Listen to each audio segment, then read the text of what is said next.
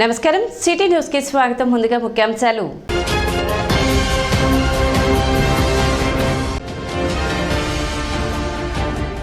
ఎనిమిదవ తేదీ సోమవారం నుండి మాజీ మంత్రి ఆలపాటి రాజేంద్ర ప్రసాద్ చేపట్టిన ప్రజాయాత్రను విజయవంతం చేయాలని పిలుపునిచ్చిన టీడీపీ శ్రేణులు.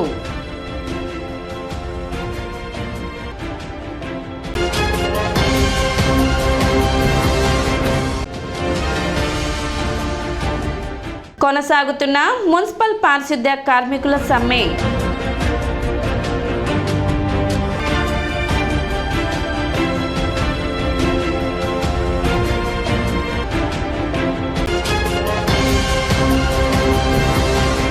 మున్సిపల్ కార్మికుల సమ్మె 13వ రోజుకు చేరుకుంది. ముఖ్యమంత్రి మున్సిపల్ కార్మికులకు ఇచ్చిన హామీలను అమలు చేయాలని, కనీస వేతనం 26,000 ఇవ్వాలని, కార్మికుల సంఖ్య పెంచి పని భారం తగ్గించాలని, నిత్యం ప్రజల కోసం పనిచేస్తున్న కార్మికుల జీతాలు పెంచడానికి ప్రభుత్వానికి చేతులు రావట్లేదని కార్మికులు ఆవేదన వ్యక్తం చేశారు. మున్సిపాలిటీలో ప్రజారోగ్యం, పౌర సేవలు అత్యంత కీలకమైనటువంటి రంగాలైతే వాటిలో పనిచేస్తున్న కార్మికుల పట్ల అమానుష వైఖరిని విడనాడి పారదర్శకమైన చర్చలు జరిపి పరిష్కరించాలని కార్మికులు డిమాండ్ చేశారు. గత 3 సార్లుగా ప్రభుత్వం మా మున్సిపల్ కార్మికులు నాయకులను పిలిచి చర్చలు జరిపింది. చర్చలు జరిపినా కానీ మాకు అనుకూలటువంటి చర్చల్లో మాకు మంచి ఫలితం రాలేదు.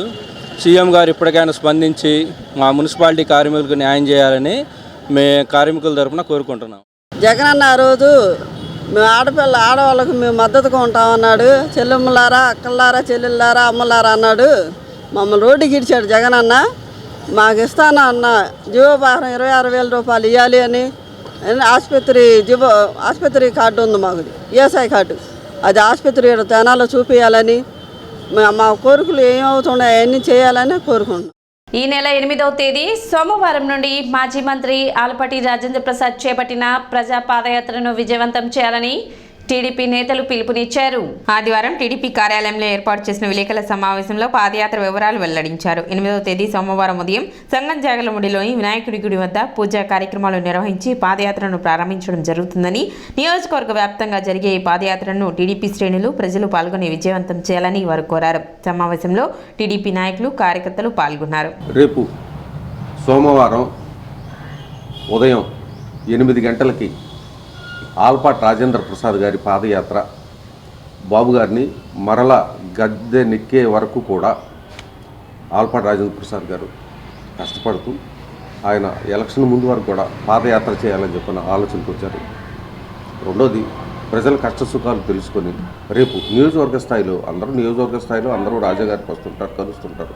కానీ వారి ఇళ్ల దగ్గరికి వెళ్ళి వాళ్ళందరితోటి మాట్లాడి గ్రూపులుగా ఏ ఊరు వెళ్తున్నా కూడా మధ్యలో వాళ్ళందరితోటి మమైకమై మాట్లాడుతూ వాళ్ళ కష్ట సుఖాలన్నీ తెలుసుకోవడం కోసం ఆలపాటి రాజేంద్ర ప్రసాద్ గారు తలపెట్టిన పాదయాత్ర రేపు సోమవారం నాడు ఉదయం 8 గంటలకి జాగర్లమూడిలో బయలుదేరి జాగర్లమూడి నుంచి చేవవారిపాలెం మీదుగా అక్కడి నుంచి అంగల్కూతురులో ఆ రోజు నైట్ హాల్ట్ జరుగుతుంది. అంగల్కూతురులో మరుసటి రోజు ఉదయం మంగళవారం నాడు అంగల్కూతురు నుంచి మళ్ళా బయలుదేరి కోపల్య, కటివరం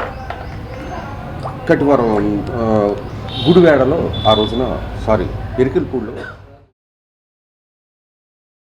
మరి ముఖ్యంగా గ్రామీణ ప్రాంతాల్లో అయితే రైతాంగం, కార్మికులు, కర్షకులు, శ్రామికులు, పట్టణ ప్రాంతాల్లో నిరుద్యోగులు, చేతి పని వృత్తి వాళ్ళు, వీరందరి సమస్యలు కూడా తెలుసుకోవడం కోసం రేపు ఉదయం 8వ తేదీ ఉదయం సోమవారం ఉదయం 8 గంటలకు జాగర్లమూడి నుండి ఆరంభమయ్యే పాదయాత్ర అంటే ఇదేదో రాజకీయ కోణంలో లేకపోతే సులభం కోసం కాదు, ప్రజల కోసం, ప్రజల యొక్క సమస్యలు తెలుసుకోవాలి. భవిష్యత్తు రాబోయే ప్రభుత్వంలో తెలుగుదేశం పార్టీ, జనసేన ఉమ్మడి ప్రభుత్వంలో ప్రజల యొక్క బాగోగులు ఖచ్చితంగా తీర్చాలనే ఉద్దేశంతో ప్రభుత్వం ఏదైతే చంద్రబాబు నాయుడు గారు సూపర్ 6 పథకాలు పెట్టారో ఆ సూపర్ 6 పథకాలను కూడా ప్రజలకి తెలియజేస్తూ, అది కాకుండా రేపు రాబోయే సంక్రాంతి తర్వాత ఉమ్మడి మేనిఫెస్టోలో కూడా ఇంకా అనేక సంక్షేమ అభివృద్ధి కార్యక్రమాలు కూడా ఇటు చంద్రబాబు నాయుడు గారు, పవన్ కళ్యాణ్ గారు ఇద్దరు కూడా సమిష్టిగా ఒక మేనిఫెస్టో విఎస్ఆర్ కాలేజ్లో 1978-81 సంవత్సర బీకాం పూర్వ విద్యార్థుల ఆత్మీయ సమ్మేళనం ఆదివారం జరిగింది.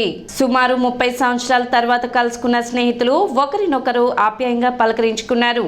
నాటి జ్ఞాపకాలను గుర్తు చేసుకుంటూ ఆనందంగా గడిపారు. విద్యా బుద్ధులు నేర్పిన గురువులను సత్కరించుకున్నారు.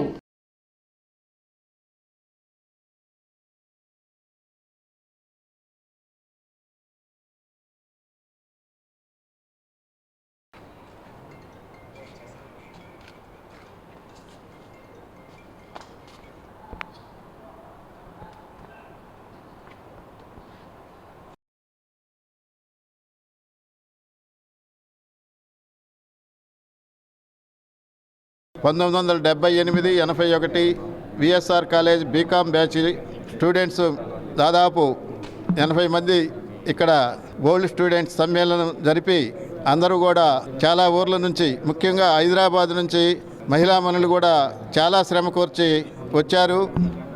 వారికి మరియు ఈ కార్యక్రమాన్ని విజయవంతం చేయడానికి ఈ కాలేజీ మా ఆచార్యులందరూ కూడా వచ్చి వారి యొక్క దివ్యమైన సందేశాలు ఇచ్చారు. సభ్యులందరూ కూడా 42 ఏళ్ళ తర్వాత ఒకరినొకరు పరిచయం చేసుకొని వాళ్ళ యొక్క కరచాలనంతో ఆనందానుభూతి చెందారు. ఇది అందరూ కూడా చాలా ఆనందంగా గడిపినటువంటి 1978-81 బీకామ్ బ్యాచ్. మేము అసలు ఇలా కలుస్తామని అసలు అనుకోలేదు.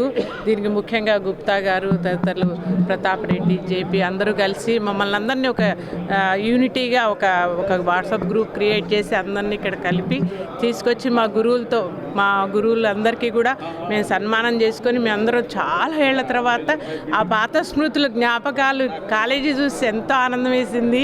ఇంత ఇదిగా మేము అంటే జీవితంలో బహుశా ఇది ముఖ్యమైన ఘటన ఉంటుంది. పిల్లల పెళ్ళిళ్ళు, మా ఉద్యోగాల కన్నా కూడా ఇదే.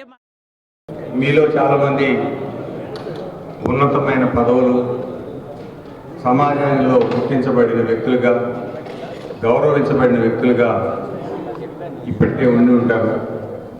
వీరందరినీ మా అధ్యాపకులు తీర్చిదిద్ది క్రమశిక్షణతో, పట్టుదలతో, మొక్కలోని దీక్షతో ఒక రకమైన విద్యాభ్యాసం చేసిన మా అధ్యాపకులు అందరూ రిటైర్ అయ్యారు.